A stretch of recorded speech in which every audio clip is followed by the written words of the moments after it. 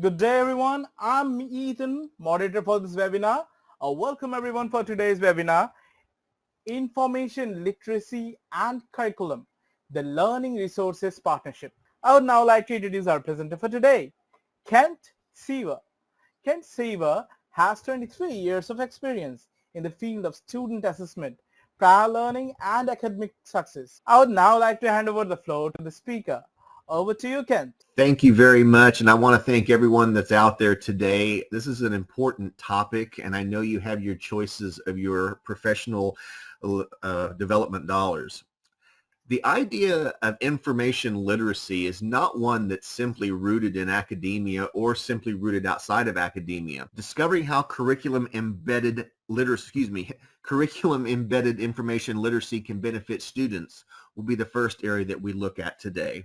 Think about how schools and colleges themselves use specific study guides or just information guides aimed at course and student success. It's important that our students and our faculty and staff understand how the early and continued exposure to information literacy is going to benefit academic integrity, preparedness, and college readiness and success. Lastly, I want everyone who leaves this presentation to know that the resources available for them and for the students are going to be eventually leading to career success. What you learn today is going to help students now as well as tomorrow. First, let's get the basics out of the way. What exactly is information literacy?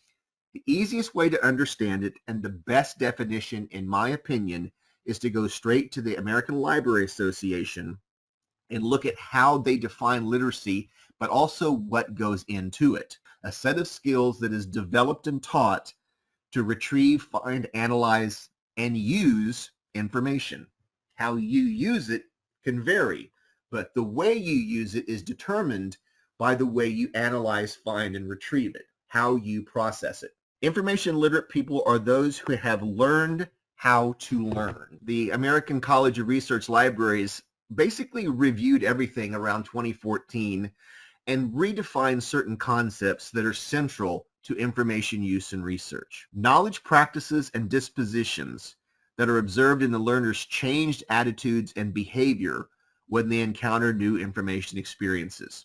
Now, as some of you may understand, information literacy is very key when you're dealing with first-year students in the first-year experience. Number one, look at research as inquiry. Your search, what you look for and how you look for it, should be seen as a strategic exploration. Remember that information has value. To further elaborate how libraries themselves, how learning resources impact the first year experience, retention and student success are often measured in the first year. Students are reporting an increase, according to the study, in their competence and confidence with self-efficacy at the conclusion of each semester. Are the reference and instruction librarians being the main instructors of first-year information literacy at most institutions? And lastly, in their findings, in a survey of first-year experienced librarians published in 2018, as you can see, nearly 3/4 cited information literacy as one of their primary responsibilities. In terms of the first-year experience surveys themselves, this is from Credo Reference in 2017. 2-year community colleges and 4-year universities,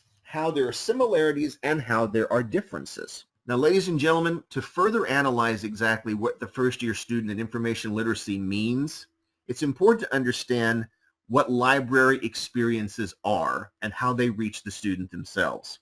The next area I want to spend a lot of time is when we look at what the difference is in terms of research versus reports. And this is very, very important when you're dealing with the first-year experience, the first-year student who has come from a high school where they may not have had the ability or they were not assigned specific research themselves.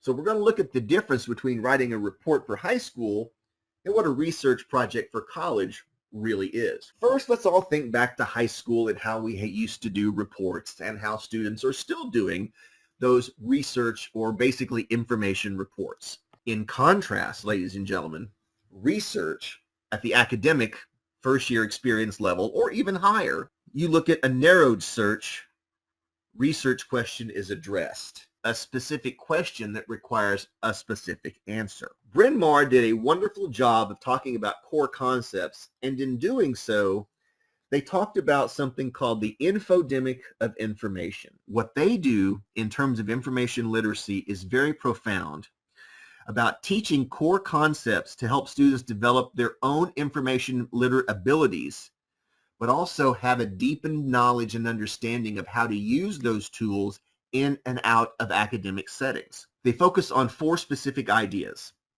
website inquiry and discovery. You take a critical approach. The next one's very, very important, and I think is really important to understand about ethical engagement. From an academic standpoint, ethical engagement should be to educate and to pass on information that is factual and is trying to prove a point.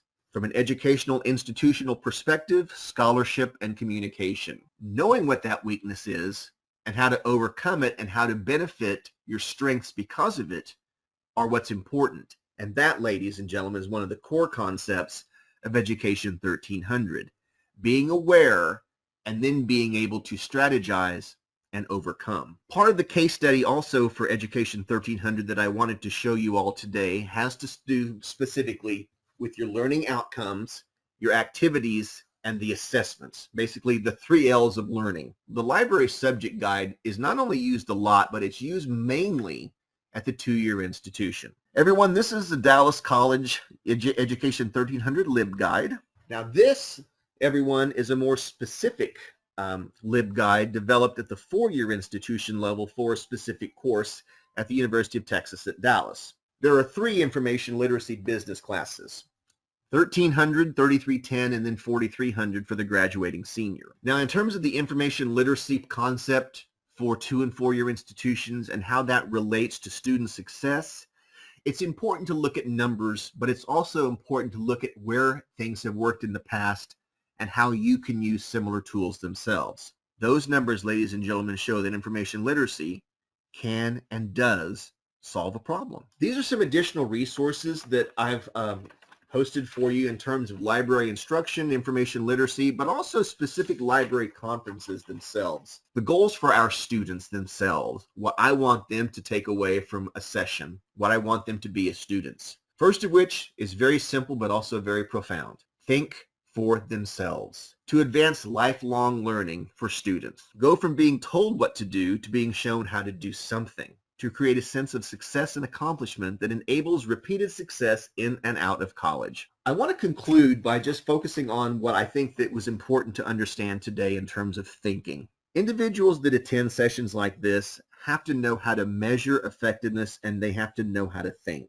I hope one of the things, if not many, that you took away today was, as an educator, being allowed to understand, appreciate, and replicate successful processes that have worked in other institutions to benefit your students in higher education. Thinking will never go out of style. I want to thank you all for being here today, and I'm open for any questions. Absolutely. I want to thank everyone again for attending today. This is very, very important to me because information is everywhere.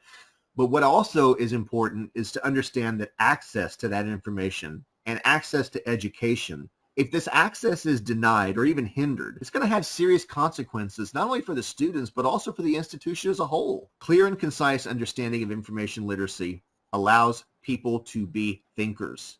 They can discern and they can become confident students and possibly even confident researchers later. Thank you all very much. Thank you, Ken. That was a very wonderful advice, and I believe they all received it well. That is it for today. Thank you everyone for participating, and thank you, Ken, for the wonderful webinar once again.